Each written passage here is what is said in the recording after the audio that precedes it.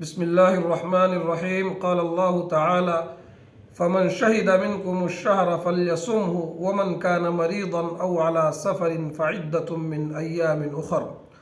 رمضان المبارک کے روزے ہر مسلمان عاقل بالغ مرد و عورت پر فرض ہیں۔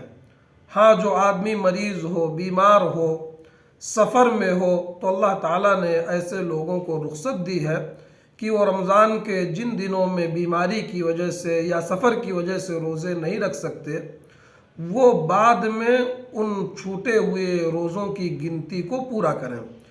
جیسا کہ جو آیت میں نے پڑھی اس میں اللہ تعالیٰ نے فرمایا فَمَنْ شَهِدَ مِنْكُمُ الشَّهْرَ فَلْيَصُمْهُ، تم میں سے جو اس مہینہ کو پائے وہ اس کے روزے رکھے، اور تم میں سے جو مریض ہو یا سفر میں ہو تو وہ اور دنوں میں گنتی کو پوری کر لے۔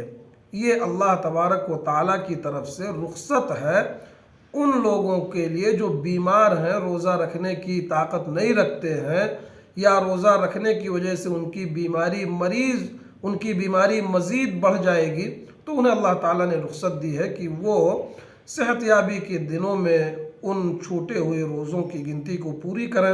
اسی طرح سے اگر سفر میں ہے تب بھی رخصت ہے، روزہ نہیں رکھنا ہے، بعد میں روزہ کو پورا کریں۔ اللہ تعالیٰ ہم سب کو عمل کی توفیق عطا فرمائے۔